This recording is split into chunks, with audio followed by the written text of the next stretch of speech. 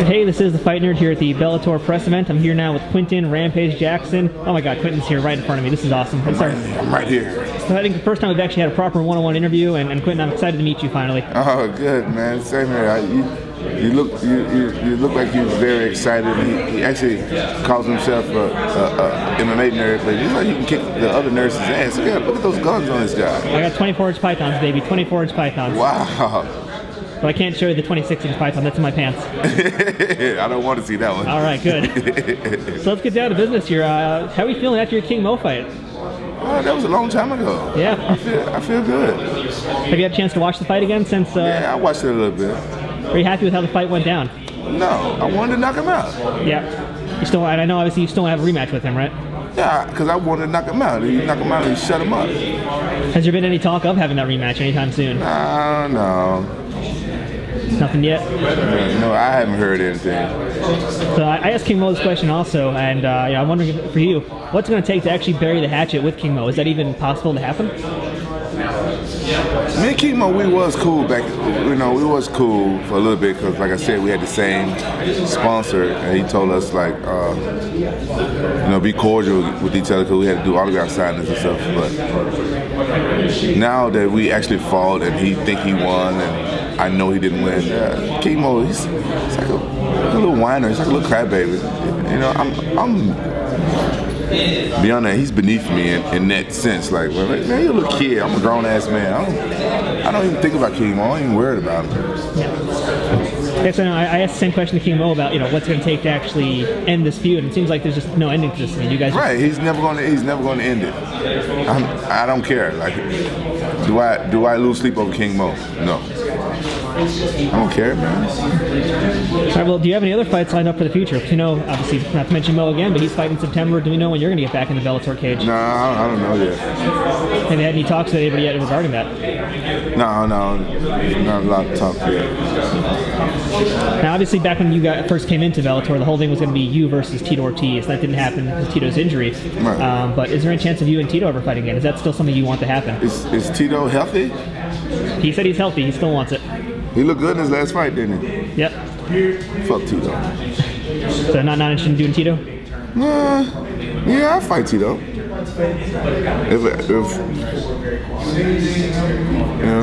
I'll fight Tito. I don't care, man. You're just looking for a fight is what you want, pretty much. No, I didn't say that. It's like, whatever happens, Yeah, so just anybody who, that you would seem interested. Anybody that's going to put on a fight and fight, man. I just want to fight people who wants to actually fight, man. A lot of people want to game plan and want to play and want to lay on top of you and want to hump you. I want to fight. So who in Bellator do you think can give that to you? I don't know. Like Manuel Newton or Attila Vey? Either those guys, maybe? I don't know. All right, so let me ask you some questions about what's going on in the UFC these days, because they're supposedly going to be bringing in uniforms. Do you have any thoughts on uniforms for fighters? I don't deal with the UFC. In general, if you thought Bellator was going to give you a uniform to wear, would you like to wear that or no? No, I wouldn't wear it. I'll quit. I quit. Like, we're independent contractors. Like, you can't make an independent contractor wear a uniform. How can you make an independent contractor wear a uniform? Very true. So let me ask you this also. I know this was a big name when Scott Coker came in to take over Bellator. You were pretty unhappy at first about Coker coming in. I wasn't unhappy about Coker coming in. I was unhappy about Bjorn going out. Not knowing Bjorn, not knowing him. Yeah, so now that you've had some time, what do you think about Coker coming in? Well, Coker's a cool guy. I met him, and I've heard a lot of good things about him, and I think it's probably a positive thing for the sport. And I know you were very, very good friends with Bjorn. Bjorn basically gave you new knees, essentially. He gave you a Tesla car. Actually, to be honest, I actually gave myself the new knees. I thought that Bjorn paid for them, but I got the bill after my fight. Really? Took it out of my check, so yeah, I paid for my knees. Yeah, so if you go back and watch the footage and stuff, I was saying before my fight, I was saying like, oh, they helped me with my knees and they went and got stuff. But then after my fight, I noticed it was taken out of my purse. So I didn't say anything. I didn't throw them up on the bus. But I didn't say anything else about they fixed my knees because they didn't. Actually, I did.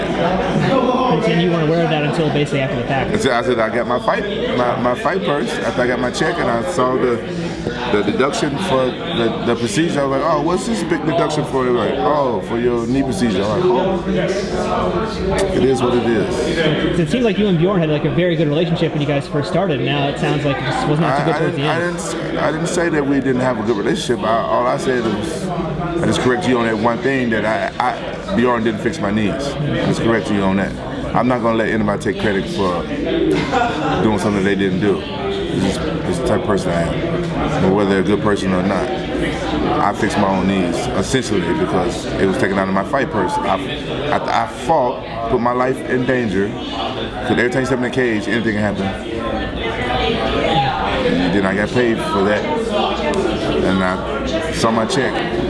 It was deducted from my check, and that's all I'm saying. All right, we'll move on then in that case. But now with Scott Coker in charge of the company, is there any changes you'd like to see him make in Bellator?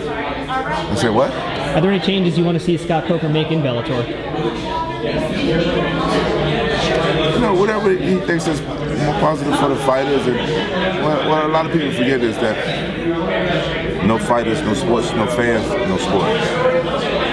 So you make those two people happy, it'll be a successful sport. Because if you make the fighters happy, they'll make the fans happy. You make the fans happy, they'll come back and keep watching the fighters. Simple as that. Simple formula. You figure out what it takes to make those two groups of people happy. Simple.